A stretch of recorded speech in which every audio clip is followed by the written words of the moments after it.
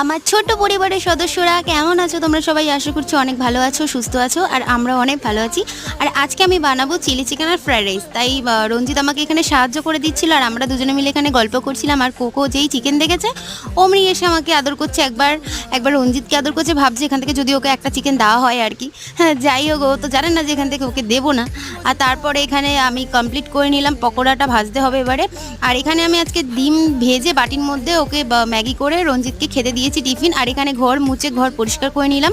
আর এখানেও পকোড়া ভাজা কমপ্লিট হয়ে গেল। আর আজকে এসছে আমার ঠাম্মা, যেই কারণেই আমার ফ্রাইড রাইস আর চিলি চিকেন করা, কারণ আমার ঠাম্মা খেতে খুব ভালোবাসে, সেই কারণেই। আর ঠাম্মা এসে দেখো না কোকো কি করছে, ঠাম্মাকে খুব ভালোবাসে যেহেতু, তাই পাগলের মতন করছে। একটু আদর খাওয়া হয়ে গেল, তারপরে দুপুরবেলা সবাইকে খেতে দিলাম। এই হলো আমার চিলি চিকেন আর ফ্রাইড রাইস। তারপরে বিকেলবেলা ঠান্ডা ঠান্ডা ওয়েদার ছিল, আর ঠাম্মাকে করে দিলাম চা, যেহেতু ঠাম্মা খুব চা খেতে ভালোবাসে। আর মেখেছিলাম মুড়ি, তারপরে ভেজেছিলাম পাঁপড়। সবাই ভালো থেকো আর সুস্থ থেকো।